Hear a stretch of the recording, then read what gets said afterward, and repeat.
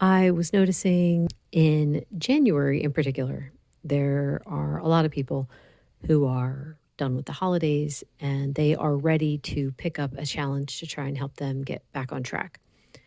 And there were a lot of people doing beef, butter, bacon, and eggs, possibly the lion diet. I noticed a ton of people towards the end of January who were wanting to try the sardine diet, where it's like they eat only sardines for like several days in a row. Now, I think that there's pros and cons to doing things this way.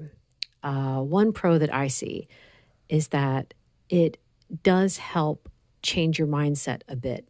In other words,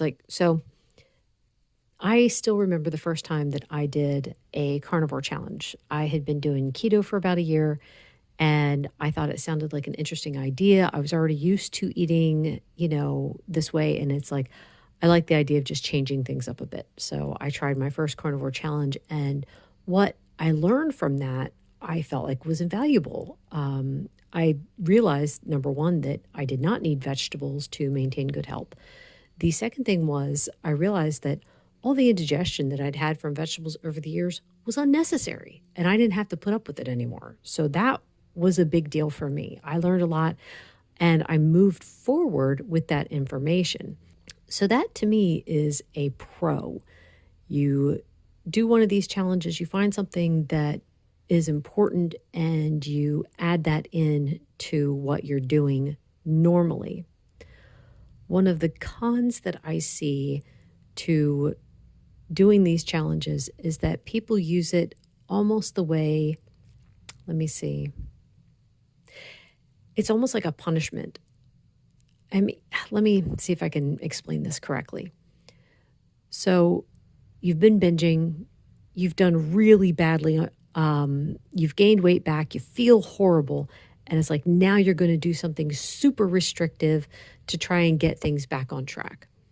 But I think going into it with that kind of mindset might possibly set you up for a failure in that you'll gradually start to feel so restricted.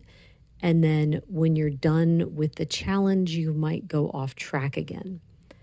So to me, I think if you have that sort of mentality, if you've been struggling, let's say you're someone who cycles through the challenges regularly and you just can't seem to stay on track afterwards, I would say that this possibly might be a feast or famine kind of mindset for you, where it's like during those times when you're so restrictive, I have the same issues with people who do long-term fasts because I see the same kind of problem.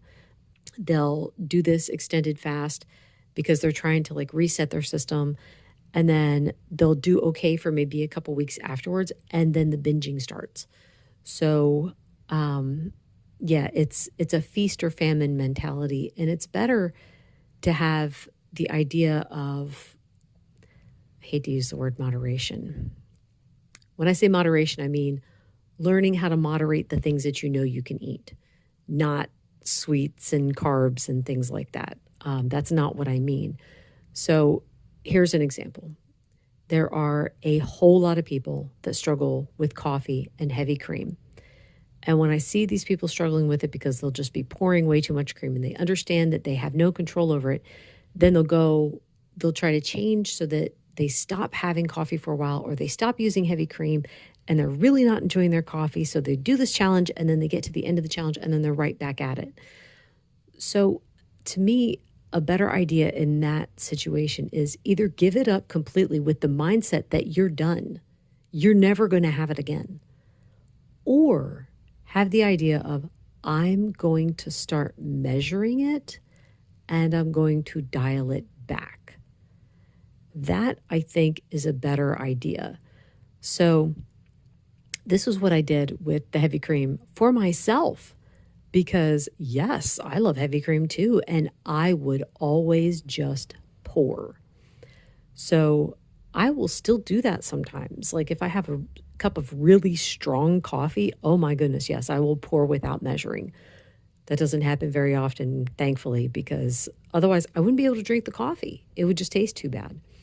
So instead, if I make myself a regular cup of coffee, I always measure the cream because I know that I will just pour. So, anyway, hopefully this makes sense. If it's something that you know you can have, but you know you struggle with moderating the amount, just measure it. This way, you don't go through that deprivation mindset of, I'll never have this again. And then you're obsessing about it. And then eventually you start having it again. And now you've lost control. It starts a spiral, I know. But rather than having that, just measure it. Anyway, that is all for today. Thank you so much for listening. Bye.